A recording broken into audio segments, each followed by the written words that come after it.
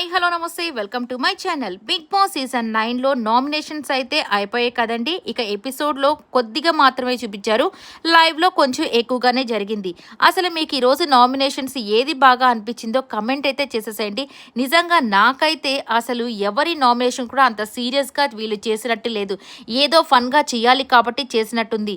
So ఎపిసోడ్లో గమనిస్తే భరణి గారు సుమన్ శెట్టి గారు ముందే మాట్లాడుకొని సంజన గారిని చేసేసామంటే మనం సేఫ్గా ఉంటాము అన్నట్టుగా సుమన్ శెట్టి గారికి కూడా చెప్పాడు. ఇక ఈయన కూడా అదే చేశాడు. కానీ సుమన్ శెట్టికి ఆల్రెడీ వార్నింగ్ ఉంది కాబట్టి అయ్యో మళ్ళీ నేను అదే చేస్తే నన్ను పట్టుబడిపోతానేమో మళ్ళీ నాకు సార్ నన్ను తిడతారేమోనని ఈసారి కొద్దిగా రూట్ మార్చి డేమాన్ పవర్ని రీతుని చేసినట్టు అనిపించింది.